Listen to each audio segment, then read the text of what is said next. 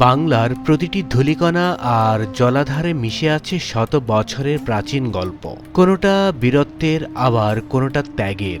আজ আমরা আপনাকে নিয়ে যাব নোয়াখালী জেলার বেগমগঞ্জ উপজেলায়, যেখানে বুক পেতে আছে এক বিশাল জলাধার, নাম কমলার দিঘি। শত শত বছর ধরে এই দিঘিটি নিজের বুকে আগলে রেখেছে এমন সব রহস্য, যা শুনলে আজও মানুষের গায়ে কাঁটা দিয়ে ওঠে। কেন এই দিঘির পানি এখনো শুকায় না? কি ঘটেছিল সেই রানীর সাথে যার নামে এই দিঘি? চলুন আজ আমরা সেই দিঘির অবিশ্বাস্য ইতিহাস জানি।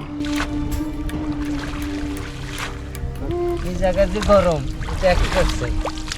আমার নিজ পরিবার আছে না, আমার পরিবারের এক অংশ নিয়ে গেছেন এই হাওয়া জাতীয়, মানে এক ডাইন অংশ আল্লাহ এখনো আছে না। তাহলে এখন অনেকটা বিশ্বাস করা যায়। না, আমার পরিবার তো এক ডাইন অংশ পুরো এই অবশ্যই বহুত টাকা খরচ হয়েছে, কিছু হয়নি। আল্লাহ আমার চার ছেলে, এরা হাফেজ মাওলানা, সবাই মার কাজ করে।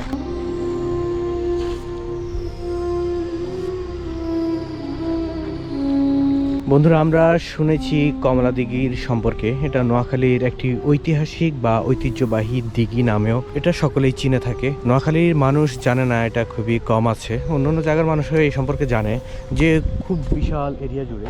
আপনাদেরকে আসলে অতটুকু পর্যন্ত ঘুরে এই মুহূর্তে দেখানো সম্ভব না, যত বিশাল এই দিঘিটি।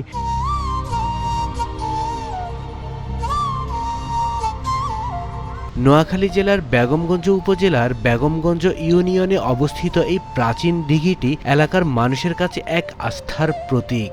এটি নোয়াখালীর অন্যতম ও বৃহত্তম প্রাচীন জলাধার। আপনি যদি দিঘির এক পাশে দাঁড়ান, অপর পাশে ঝাপসা মনে হবে। এর পাড়গুলো বেশ উঁচু বা প্রাচীন স্থাপত্যের এক অনন্য নিদর্শন। বলা হয় এলাকার মানুষের পানির কষ্টের জন্যই এই দিঘিটি খনন করা হয়েছিল।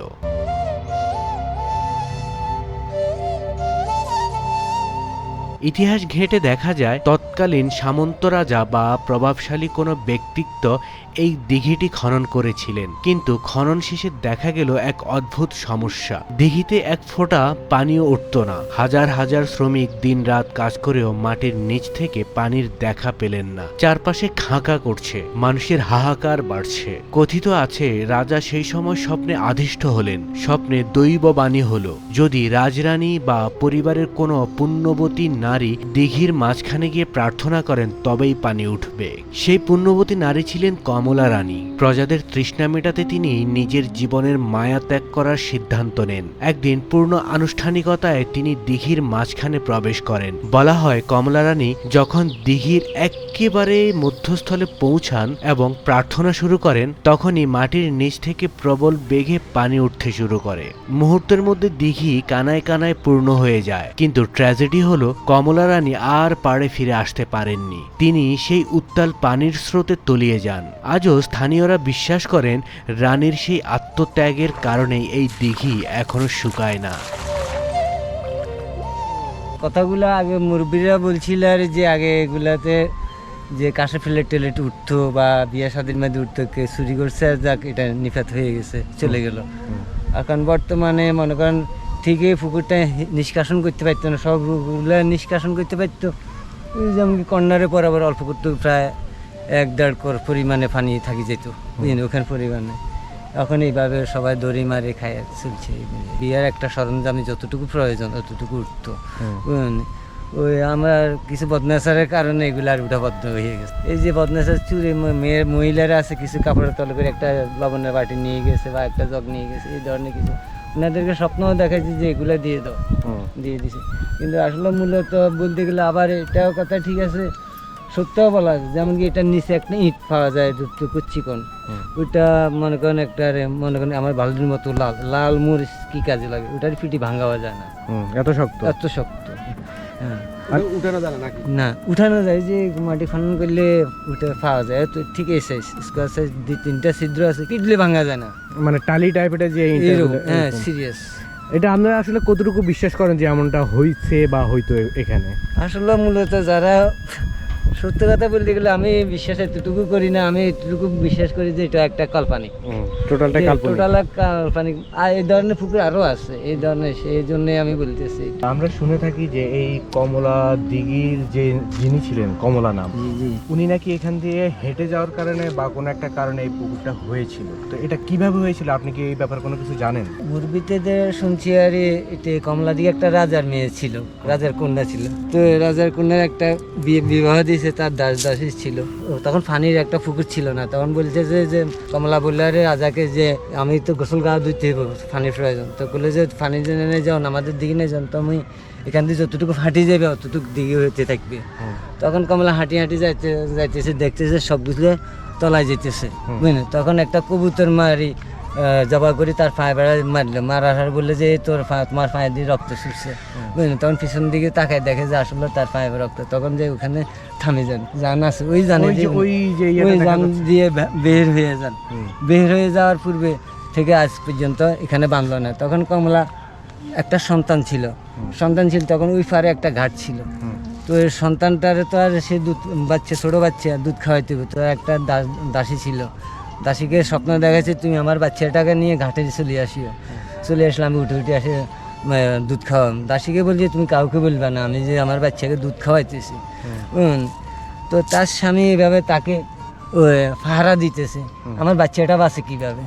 তো একদিন, 2 দিন, 3 দিন দেখতেছে তার স্ত্রী পানি থেকে উঠে আসি তার বাচ্চাকে দুধ খাওয়াইতেছে। তো চুপ চুরি করে থাবা দিয়ে ধরলো, ধরার পরে কমলা নামে গেছে, হাতে চুল রয়ে গেছে, চুলগুলো ওইখানে ওই ফাড়ে মেলা মারলো, ওইখানে সন হয়ে গেল। ওই কর্নারে একটা জায়গা আছে, কথিত আছে কমলা নাকি এই জায়গাটা দিয়ে হেঁটে সে ওদিক দিয়ে চলে গিয়েছে। সে এই পাড় থেকে যতটুকু হেঁটে গিয়েছে অতটুকুই নাকি কমলার দিঘি হয়ে গেছে, মানে টোটালটাই মাটি সরে গিয়েছে।